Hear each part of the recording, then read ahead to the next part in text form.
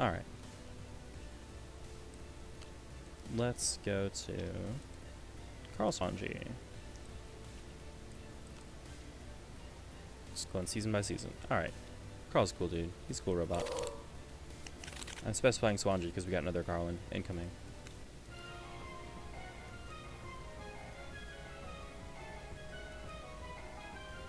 Alright.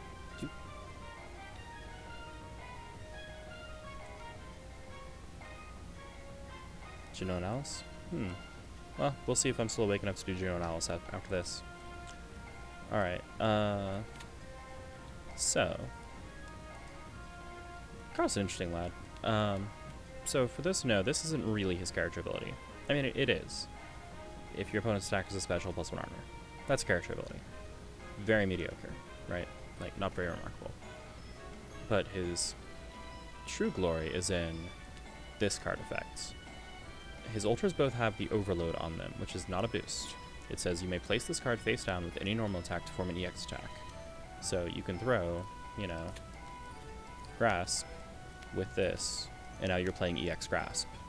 And then this is the extra copy, so it's discarded.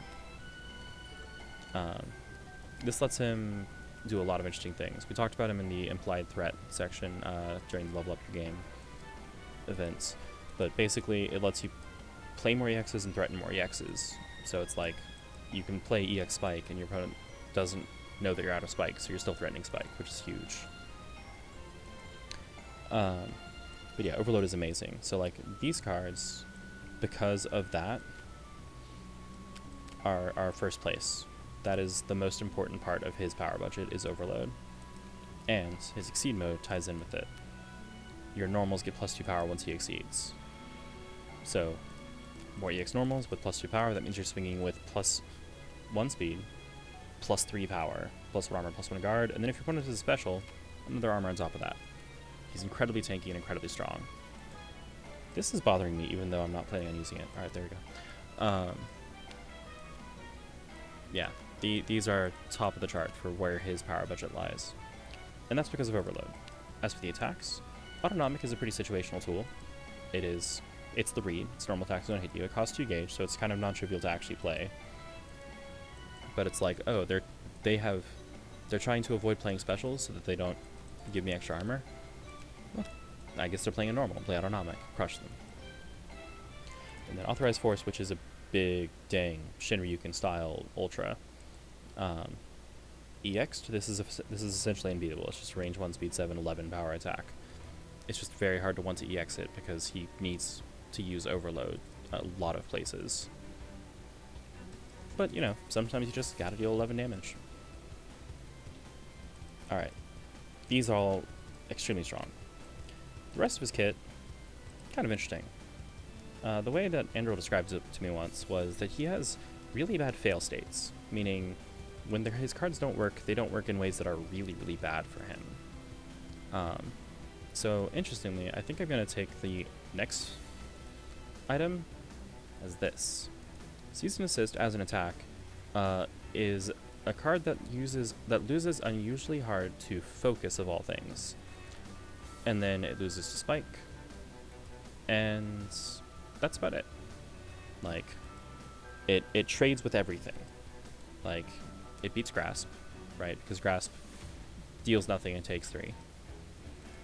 And then Cross escapes it, but Assault runs into it and trades down. Dive runs into it or over it, but it's got 3 armor on it, so it's like, even if you're losing, you're not losing by that much. And then it loses Spike. Trades with Sweep. Trades worse with Focus than most things do because of that after effect, right? Does 1, takes 4. And yeah, it has a lot of more interesting interactions when it comes to specials. As an attack, this is a very peculiar shape, right? Like, it has an anti-sweep effect, which I believe is the only time we've printed that, off the top of my head at least. And it has after lose all armor, which we'll see somewhere else in a minute. But like, that means that this isn't actually safe against slow things, even though it has an anti-sweep effect. So it's like, wait, is this supposed to beat sweep or not? Well, no, it's the card that just loses less against everything that it loses to. It's just really reliable. And then Headlong Run is the actual reason I have this card here as the next piece of his power budget. close up to 6 on a special. Numerically, this is completely unbalanced. Like, this is nutty. Nobody should have this, but Carl needs it. He's a grappler. He relies on being in close range. His range options are non-existent. And if you could zone him, he would just die. Like, that's it. So this is super, super important, especially as a boost. Now, hold on. You might be saying, he does have a projectile, right? He has a ranged option. He has a projectile. It's not a ranged option. This is a projectile answer. It's a fast poke that's designed to go, oh, you thought you had a safe projectile. I'm going to poke you so that you can't use it. Which is why it has the effect on it that returns it to your hand if you opponent initiated, so that you can just kind of poke them with it, and then you're still threatening it so that they don't feel safe at coming at you at range. You can initiate with it to gain advantage and extra gauge, which is actually very commonly this is a very common use case. He just opens with improvised weapon for the gauge, ideally 2 copies, then he's halfway to his exceed, which is great. Investigate as a boost is a little underwhelming, right? It's a 1 force boost. The opponent discards 1 card at random, and then maybe they discard an additional card of their choice at that. So it's 2 cards for 2 cards. The only benefit that you get is the first one is random, and, you know, if that doesn't hit a special, you don't even get to take 2 cards away. Pretty mediocre. There are times to use it, for sure. The attack is often just dead, because if you're at the ranges where you want to be, you can't use this attack. Which means using this boost to pry some options out of their hands is actually useful, but it's force expensive. So it's not strong, it's just important. It's one of those tools that he's going to need, but it's not a big part of his power budget. It's just like, yeah, he needs to have that. On that note, Disarming Strike. Above curve. Above curve. Hey, that's a big deal. This thing is also above curve, but it's also fitting a specific niche in the fireball meta. This is an above curve that's like, oh, I'm actually getting in and doing my thing. So this is important. It's a fast assault that is also very weak, but that's okay, because once you're in close, you can do real damage with all of your other options. It also might give you some hand information, which is important, even though it can't give you hand information that lets you use reading. Because if the opponent has a normal, they discard it. Disarming Maneuver is nice for getting out of the corner. It's just a 1 force boost that lets you advance 2, and then if you pass with the opponent this way, they discard a card at random. So if you're cornered, now the opponent's in the corner, and they have 1 less card. It's nice. These are both cards that are, like, technically very weak, but they're very good at what they do. This gets you in fast. It stuffs Spike and Assault. This pokes fast things and also gets you some gauge. Oh boy, now here are the real stars of the show. Take a good look at these and tell me, do you really feel like playing sweep into this guy? Ever?